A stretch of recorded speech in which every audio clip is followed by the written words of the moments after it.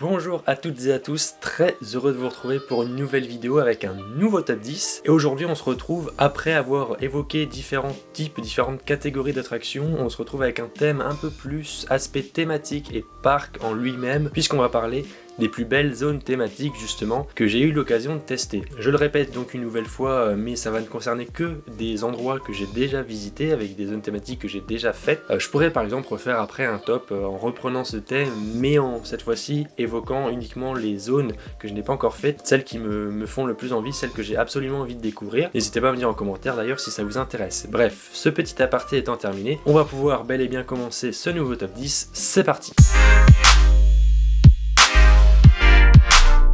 On commence à la 10e position avec une zone assez récente qui, moi personnellement, me plaît beaucoup. Je vais parler de la zone Wilderness à Walibi Holland. Alors, Walibi Holland est un parc avec une théma assez particulière. Certes, elle est unique, mais elle a des goûts plutôt discutables. Mais s'il y a une zone où les avis sont un petit peu plus unanimes, c'est pour cette zone Wilderness, donc la zone où se trouve Untamed. On va tout de suite parler du détail qui fâche un petit peu dans cette zone, c'est les tags sur la façade de Merlin's Magic Castle. Alors certes, moi personnellement je suis pas fan de ce détail. Après bon, si c'est juste ça, ça va, parce que le reste de la zone, moi personnellement je trouve ça magnifique. Ça fait un petit peu la nature qui reprend ses droits, mais pas du tout avec un aspect post-apocalyptique. Au contraire, cette zone là, c'est un aspect très harmonieux, dépaysant et même relaxant, bien que les attractions qui s'y trouvent ne le sont pas du tout. Il y a un petit côté festival qui est un petit peu aussi le thème du parc, et là-dessus ça colle totalement avec l'identité de Walibi Holland. C'est pas ultra thématisé, mais la végétation elle est présente et ça fait largement le travail et ça suffit à nous sentir vraiment bien dans la zone et aussi se sentir bien dans le thème. Et surtout, ça met en valeur les attractions qui s'y trouvent avec en premier lieu Untamed, qui est quand même un très beau RMC. Et puis il y a aussi l'ambiance musicale. Moi, vous savez, j'aime beaucoup tout ce qui va être musique. C'est un aspect très important de la thématisation que je prends en compte. Si j'ai voulu en parler de cette zone, c'est pour le fait que l'ensemble soit quand même très harmonieux et que c'est surtout un thème qu'on ne retrouve nulle part ailleurs. Puisqu'on parlait de la végétation et de son importance juste avant, eh bien justement en numéro 9, c'est une zone qui est très dense au niveau de la végétation. Il s'agit de la zone polynésienne de PortAventura. Alors là, avec cette zone, on est vraiment plongé dans une nature luxuriante. Il y a un cadre très agréable avec la densité justement de la végétation qui apporte pas mal d'ombre. Et en Espagne, vu la chaleur qu'il peut y avoir, c'est aussi très bienvenu. Il n'y a aussi aucun coaster et ni aucune attraction réellement imposante à l'intérieur de cette zone. La plus grosse attraction, c'est Tutuki Splash et elle est vraiment extrêmement bien intégrée dans le décor et dans la zone. Ça donne pas un aspect aussi qui dénature justement cette forêt un petit peu tropicale. Et c'est une zone qui est du coup un petit peu plus calme que les autres. Il n'y a pas autant d'effervescence qu'il peut y avoir dans la zone chinoise par exemple avec les 2 BM où là forcément c'est pas vraiment relaxant. Les décors sont là, ils sont très beaux, les spectacles aussi, la restauration, bref tout est dans le thème. Sauf le cinéma de 4D, enfin ce qu'il en reste, parce que je sais pas trop s'il est toujours ouvert actuellement. Mais c'est vraiment une très belle zone et le parc pour moi doit la préserver en l'état et surtout ne pas rajouter de nouvelles attractions dans cette zone, hormis peut-être une rénovation et un changement au niveau du cinéma 4D justement. Mais c'est vraiment une zone très très belle, elle a été un petit peu raccourcie avec l'arrivée de Sésamo Aventura et je pense qu'il faut vraiment préserver le reste de la zone parce que elle a une atmosphère assez particulière. Alors ici on va parler d'un quartier assez particulier et en tout cas très intéressant parce que pour moi en tout cas il est passé du pire au meilleur. Je veux parler du quartier français à Europa Park. Donc c'est un sujet très intéressant, le quartier français d'Europa Park. Pourquoi ? Parce que avant la rénovation de la zone et de Eurosat principalement en Cancan Coaster, eh bien la zone elle était très fouillie, il y avait beaucoup de thèmes, d'architecture qui se mélangeaient sans aucune réelle cohérence. Mais voilà, la rénovation qui a lieu avec Eurosat Cancan Coaster, avec Madame Freudenreich, désolé pour ma prononciation, ça a vraiment tout changé. Aujourd'hui on a une architecture, un thème et une ambiance qui est beaucoup plus cohérente. On a une partie plus moderne avec justement Silver Star et la gare d'Eurosat Questality avec Valérien. Et puis plus ça va, plus on arrive sur une partie un petit peu exposition universelle avec des architectures typiques de la France. C'est bien mélangé mais il y a une cohérence et c'est plutôt harmonieux, en tout cas bien plus que ça l'était à l'époque. On retrouve toujours un petit peu un melting pot de plein de thèmes et d'attractions sans vraiment lien les unes par rapport aux autres, mais en attendant voilà, la cohérence elle est là, ça ressemble bien plus en tout cas à ce qu'on peut attendre d'un quartier français, certes avec les clichés qu'il y a autour, mais c'est aussi le but du jeu, hein. Je trouve que c'est quand même très bien fait et vraiment aujourd'hui la zone elle a quand même de la gueule quoi, et ça fait plaisir surtout quand on sait d'où on part. On continue avec un petit mélange de plusieurs zones, j'ai du mal à les séparer, à les classer les unes par rapport aux autres. Le but c'est aussi de parler de ces zones-là dans leur ensemble. Il s'agit des villages du Puy du Fou. Alors on en compte 4, il y a le fort de l'an 1000 près du spectacle des Vikings, la cité médiévale au niveau des chevaliers de la table ronde, le village du 18e siècle avec notamment une animation qui est le Grand Carillon, et aussi le bourg en 1900 qui se situe à l'entrée. Difficile donc de les départager, et je préfère en parler dans la globalité parce que le Puy du Fou, il est connu pour ses spectacles, pour ses workflows. J'en ai déjà parlé dans différents tops et vous savez à quel point j'aime beaucoup le Puy du Fou. Mais l'expérience, elle est totale quand on visite le Puy du Fou, si on visite aussi ces villages qui sont authentiques et où il y a beaucoup de vie. C'est pas des villages avec simplement des boutiques et des restaurants sans âme. On retrouve beaucoup de choses, des artisans, il y en a vraiment beaucoup de plein de techniques anciennes et différentes et qui correspondent aussi au thème et à l'époque du village en question. Donc ça c'est vraiment top. On a aussi des animaux, on a des petits spectacles, des petites animations qui font que ces villages sont toujours animés en fait d'une certaine manière, et c'est pas uniquement des lieux thématiques, c'est vraiment aussi des lieux de vie où il y a des choses à découvrir. Si on visite le Puy du Fou en une journée, forcément on va profiter avant tout des spectacles, mais c'est vrai que si on a la chance de faire le Puy du Fou pour un séjour de 2 ou 3 jours, il faut vraiment absolument découvrir et se promener dans ces villages là parce qu'il y a vraiment des très belles choses à découvrir. C'est aussi des endroits qui nous font voyager dans l'histoire et c'est aussi le but du Puy du Fou. Donc c'est pour ça que je voulais en parler dans ce top parce que c'est vraiment très bien réalisé. Il y a un parc qui va être présent dans ce top, c'est vrai, et à juste titre parce que les zones sont vraiment très bien faites. Il s'agit de Disneyland Paris bien entendu, et on va commencer avec la première zone dans ce top. Il s'agit de Fantasyland. C'est je pense la zone la plus célèbre des parcs Disney dans le monde. Toute cette partie Fantasyland où les plus célèbres dessins animés de Disney prennent vie. C'est une zone avec comme point d'entrée l'élément emblématique des parcs Disney, à savoir le château. C'est une zone très aboutie avec des grands classiques au niveau des attractions comme Peter Pan's Flight ou It's a Small World. La thématique elle est très détaillée sur le land parisien puisque on a une architecture intéressante qui reprend l'identité de l'origine des contes et qui nous fait un petit peu voyager dans différents pays européens. Et ce qui est intéressant aussi, c'est que là où les autres zones du parc justement nous font voyager dans des contrées un peu plus lointaines, cette zone ici nous fait voyager dans des endroits qui sont plus proches de chez nous et qu'on peut connaître, à savoir les pays européens. Si on rajoute la rivière, la végétation avec les taupières et autres, on a vraiment une ambiance magique qui est propre à Disney. C'est une excellente zone qui mérite sa place ici. Certes, on n'y retrouve pas les meilleures attractions qu'on peut retrouver dans le parc Disneyland, mais en attendant, la zone dans son ensemble, elle est très vivante, très animée, très agréable visuellement, et elle plaît à tout le monde, et à juste titre. Après Disneyland Paris, on va partir aux Pays-Bas, direction une zone que j'aime beaucoup, qui est assez récente, et qui a surtout permis au parc en question de rentrer dans la cour des grands. Il s'agit d'Avalon à Towerland. Alors c'est une zone de 2018, mais elle est déjà très complète. On a 2 attractions qui sont complémentaires, une boutique, un restaurant, une très belle théma dans l'ensemble. Et surtout, le gros point fort de cette zone, c'est l'aménagement paysager qui est absolument dingue. C'est simple, on a l'impression que tout a toujours été là. L'intégration entre les 2 attractions, Phoenix et Merlin Quest, que ce soit entre elles ou avec la zone, avec les allées, etc., c'est très réussi. La thématique, elle correspond totalement en plus à l'identité du parc, avec cet aspect très magique. Et ce qui est intéressant aussi dans cette zone, c'est qu'elle mise beaucoup sur l'un des éléments fondamentaux en matière de thématique, qui est l'eau. C'est tout simple, mais l'eau c'est extrêmement puissant en matière de thématique et d'immersion, et Towerland l'a très bien compris puisque dans ces autres zones, on retrouve aussi l'eau de manière un peu plus ponctuelle, mais là dans Avalon, vraiment l'eau a une place centrale au niveau de la zone.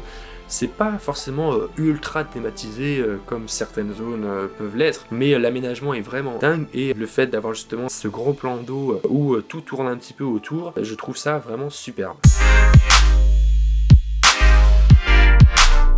Bon, on a parlé de Disneyland Paris, vous vous doutez bien qu'il y a aussi un autre parc que j'aime beaucoup, que j'affectionne particulièrement, qui va être présent dans ce top. Je pense qu'il n'y a pas de surprise, on va évidemment parler de Phantasialand. Et la première zone que j'ai envie d'évoquer dans ce top, c'est la zone de Klugheim. Alors c'est vrai que Phantasialand, on va le retrouver dans chacun de mes tops, c'est presque obligatoire, mais il faut dire que sur chacun des domaines évoqués jusqu'à présent, eh bien Phantasialand a son mot à dire parce qu'il propose des choses de qualité. Et c'est surtout aussi le cas d'un point de vue thématique. Alors pourquoi j'ai choisi la zone de Taron, à savoir Klugheim? Déjà, juste personnellement, j'adore ce genre de thématique un peu viking, un petit peu nordique, qui appelle vraiment à l'aventure. Alors clairement, Taron, il est prédominant dans cette zone. Elle est visible de partout, c'est un enchevêtrement de rails dans tous les sens, et ça n'aide pas à avoir une immersion totale, faut être honnête. Et pourtant, c'est mal connaître Phantasialand qui fait de chaque contrainte une force, puisque ici on a une zone où on retrouve plusieurs environnements dans un endroit très restreint. On a la place du village, on a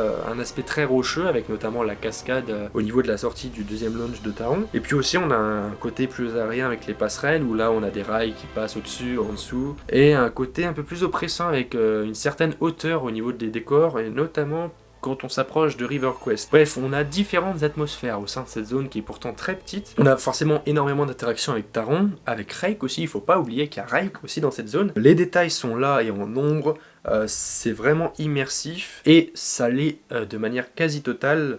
Alors que pourtant ça part avec beaucoup de contraintes. J'étais obligé d'en parler parce que certes Taron est déjà incroyable et vous avez pu le voir dans mon top 10 de mes meilleurs coasters, mais le gros point fort de Taron c'est aussi la zone et c'est pour ça que je me permets de reparler de Taron et de Klugheim dans ce top parce que c'est vraiment quelque chose de très très beau. Après Phantasialand, retour à Disneyland avec une deuxième zone que j'ai envie d'évoquer. On va parler cette fois-ci d'Adventureland. Alors là, pour le coup, cette zone porte très bien son nom puisqu'elle nous emmène à l'aventure, aux Caraïbes, en Orient, en Afrique, en pleine jungle d'Amérique du Sud. Bref, on a une zone qui nous fait voyager un petit peu partout. La difficulté de ce mélange de thèmes entre les différents lieux justement et les différentes cultures, c'est la cohérence. On en a déjà parlé tout à l'heure avec la zone d'Europa Park, c'est jamais évident d'avoir une cohérence lorsqu'on se permet de traiter plusieurs thèmes au sein d'une même zone. Ici, c'est parfaitement exécuté, hein. La zone elle est immense, pour au final très peu d'attractions, ce qui permet aussi justement d'ajouter de cette cohérence, puisqu'il y a vraiment de l'espace, forte présence de la végétation, de l'eau aussi avec beaucoup de cascades, c'est luxuriant, il y a beaucoup de détails. Adventureland c'est un petit peu un exemple de ce qu'il faut faire pour rendre quelque chose de totalement immersif et nous faire voyager dans un thème et dans un monde totalement unique, il n'y a rien à dire, c'est parfait. Alors on jongle d'un parc à un autre, mais après avoir fait Disneyland, on va retourner à Phantasialand, oui.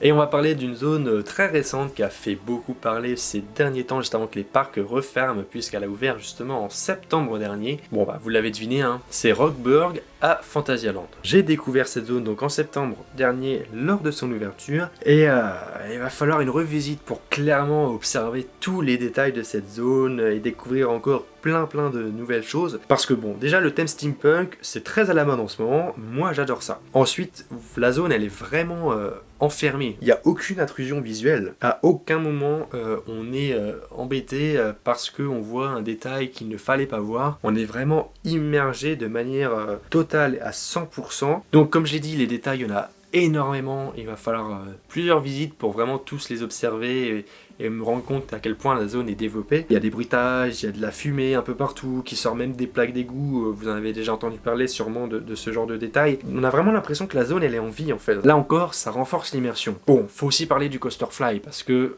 c'est vrai que c'est un très bon coaster, j'en ai déjà parlé. Ce que je veux évoquer avec ce coaster, c'est justement la politique de Phantasialand au niveau de la sécurité, avec le système de casier et de vérification avec des portiques qui permet de vérifier qu'on n'ait aucun objet dans nos poches. C'est très important pour l'immersion parce que cette politique permet de ne pas avoir de filet dans la zone. Ça prouve encore une fois que Phantasialand veut vraiment mettre l'immersion au cœur de ce projet et que ça lui tient à cœur aussi que l'immersion soit totale et complète, quitte à avoir une contrainte pour le visiteur. Mais voilà, c'est quand même pas grand chose, et si ça nous permet d'avoir derrière une zone hyper immersive comme c'est le cas avec Rockburg, eh bien on fait ce petit effort avec grand plaisir. Avant d'évoquer la première place, je vais parler de quelques mentions spéciales très rapidement. J'en ai 3 qui viennent en tête, c'est parti. Premièrement, les zones indoor. Alors là je pense par exemple à Mayaland, à Plopsaland Lappan, à Holiday Indoor, à Holiday Park ou Royaume des Minimoys à Europa Park. Ce que j'aime bien dans les zones indoor, c'est le travail qui est fait sur l'éclairage et les décors qui donnent une immersion supplémentaire et qui font oublier aussi la plupart du temps la contrainte du plafond qui parfois est brute, même pour les zones lorsqu'on a la chance de faire un parc de nuit, lorsque l'éclairage, il y a un travail qui a été fait dessus, ça apporte une immersion supplémentaire. C'est pour ça que je voulais parler de cette mention spéciale pour l'aspect éclairage. La deuxième mention spéciale, c'est Karma World à Walibi Belgium. C'est une manière de plus généralement parler du renouveau de Walibi Belgium et Walibi Rhône-Alpes en matière de thématique, puisque depuis quelques années avec les plans d'investissement, il y a une rethématisation de toutes leurs zones au fur et à mesure, qui est fait avec goût, avec pas mal d'humour aussi et une certaine originalité. J'ai bien entendu hâte de découvrir la zone de Konda à Walibi Belgium qui s'annonce très très sympa. Enfin, troisième mention spéciale, je voulais parler de la Yukon Valley au PAL. Alors pourquoi? Simplement pour évoquer un sujet. Il n'est pas forcément nécessaire d'avoir un budget très conséquent pour rendre une zone thématique immersive. Je pense que Yukon Valley est un très bon exemple puisque la thématique elle est quand même assez discrète. On a des beaux bâtiments, on a un aménagement paysager qui est assez sympa, mais c'est une thématique qui reste quand même discrète et assez simple. Et en fait, elle s'appuie surtout sur quelque chose qu'on a déjà évoqué, c'est sur la végétation et là plus généralement le cadre naturel du parc, et c'est parfaitement réussi. Quand on a la chance d'avoir un très beau cadre naturel, il faut vraiment jouer là-dessus. Là je pense à Nigloland, je pense à Europa Park, mais en vrai des parcs avec des très beaux cadres, il y en a beaucoup, et ça rend l'ensemble très sympa. Il est maintenant temps de passer à la première place, médaille d'or pour une zone que je trouve absolument parfaite. Il s'agit de Frontierland à Disneyland Paris. Pour moi, cette zone, c'est vraiment la perfection. C'est un bijou artistique et de créativité, avec pourtant un thème extrêmement simple et répandu, le Grand Ouest américain, le Far West en quelque sorte. L'ensemble de la zone est lié avec l'histoire de la ville de Thunder Mesa et du propriétaire aussi de la mine et du manoir, Monsieur Ravenswood. La thématisation elle est sublime, hein, clairement. Là encore on a l'importance de la végétation et de l'eau aussi avec l'île de Big Thunder Mountain qui est entourée d'un lac. On peut se vanter d'avoir le plus beau Big Thunder Mountain quand même à Disneyland Paris. L'attraction elle est vraiment au cœur de la zone n'empêche, avec les trains qui dévalent la montagne, avec les différents bruits, que ce soit les bruitages qui sont ajoutés avec la thématisation, que ce soit les bruits des trains et des chaînes, ou que ce soit les cris des visiteurs. C'est pas pareil quand l'attraction est en panne ou elle est fermée, on sent tout de suite qu'il manque quelque chose. Donc c'est vrai que la zone et l'ambiance générale de la zone, elle est assez dépendante de Big Thunder Mountain, mais c'est pas pour autant que le reste de la zone sans Big Thunder Mountain n'est pas très intéressant, au contraire. Voilà, les bâtiments sont sublimes, on a une qualité des décors qui est exceptionnelle, il y a une quantité impressionnante de détails. C'est vraiment un gros coup de cœur pour moi cette zone, et si je prends plaisir à chaque fois à aller à Disneyland Paris, c'est pour refaire un petit peu certaines attractions et revisiter ce parc qui moi me plaît beaucoup, mais c'est aussi pour cette zone en particulier que j'affectionne tout particulièrement. Voilà, j'en ai terminé avec ce top. Je pense qu'il a été un petit peu plus long que d'habitude avec les différentes mentions spéciales. J'espère que cette vidéo vous a plu, n'hésitez pas donc en commentaire à réagir et à me dire vous aussi quelles sont vos zones thématiques préférées, quelles sont les zones thématiques que vous adoreriez découvrir, et n'hésitez pas aussi à me donner des idées pour des prochains top 10, ça me fera toujours plaisir, j'y réfléchirai. Je vous remercie en tout cas d'être resté jusqu'au bout, on se retrouve très prochainement pour de nouvelles vidéos avec, j'espère, la réouverture des parcs au plus vite pour un début de saison 2021. À très bientôt, salut.